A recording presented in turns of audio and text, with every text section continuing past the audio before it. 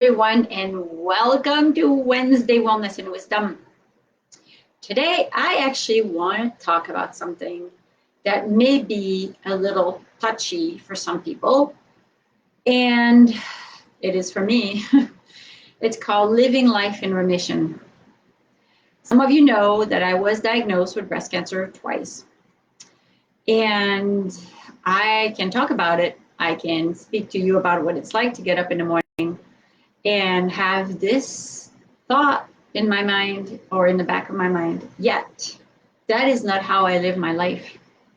So that's what I want to talk to you about today. No matter what the diagnosis, no matter what you have been told, you have the power to change what's happening inside of you. Thoughts and emotions carry energy, and energy transforms matter. I don't have to give you a lot of evidence of that. I hope that you do know what I'm talking about. I mean, Einstein himself generated this concept that energy, everything is made of energy more than matter. And there's a lot more written and talked about these days in quantum physics to really validate what I'm talking about. So, first thing first, you are alive. If you listen to me right now and I'm talking to you, we are both alive in this moment. Key number one, this moment matters. Focus on the moment. It's called mindfulness. It's called being present. It's called being in the moment. It really is about being here now. So if you find yourself living in the future or reminiscing the past, you have the power to let your mind be in this moment, and that is a choice. Is it always easy? No, it's not. Is your mind wanting to be reeled in into this moment? Probably not. It is much more fun to either fantasize or go back in the past than being here now. Deep breath in. In this moment, in this body, you have your breath. Life force is coming through you, through your breath, and your mind has the ability to help your body relax and ease into this moment. Key number one, be in the moment. Key number two, move and breathe together. This apparatus, physical apparatus, was created and is a really well-organized, well-oiled machine to have life flow through it, but you have to help it. A lot is written again about the benefit of movement and the benefit of healthy food and the benefit of fresh air and the benefit of pure water. All of this comes together and letting your body move. Let your body, as your body moves, there is energy being generated. No matter what type of movement you can do, small or big. Every single morning, especially now because it's hot and it's summer, I am on my bicycle. I love biking. It's my thing. What's your thing? What do you love to do? What makes you take a deep breath?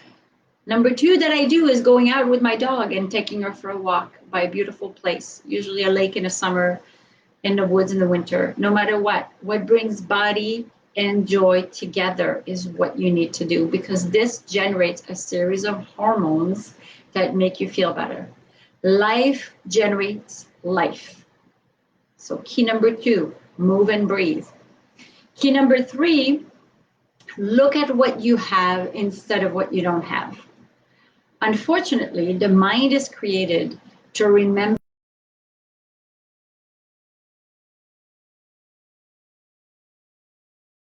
like Teflon. So for all of us, a diagnosis of breast cancer or any diagnosis will stick like Velcro. It will be like this thing over your head or in the back of your mind that keeps reminding you that you're not eternal. We're not, nobody is. I don't know if it's a blessing, but honestly, if you have a diagnosis and you have a diagnosis with a label called incurable, a lot of people have written their personal stories in Radical Remission and Radical Hope, two books written by Dr. Kelly Turner. And these stories are radical. There are people in stage 4 and 5 of cancer, any types of cancer, who decide that they're not going to live by this diagnosis. And they're going to take matter in their own hands, and they're going to take ownership of their health, of their recovery, of life. So look at what you have instead of looking at what you don't have. It's a training. It's a mind training. Every time you find yourself sinking, your mind is probably looking at what you don't have, versus when you see your mind sighting, you're flying a little higher, you're probably focusing on what you have. And I know it's a practice. The mind is a poor master and a great servant. So number 3, focus on what you have, what you appreciate, what you love about yourself, about others, what life brings you. And that will elevate, again, these beautiful hormones in your body that helps the healing process.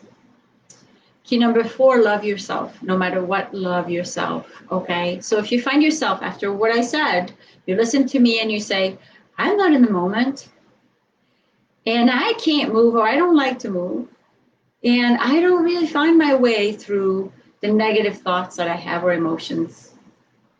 Love yourself. That's it. Everything changes.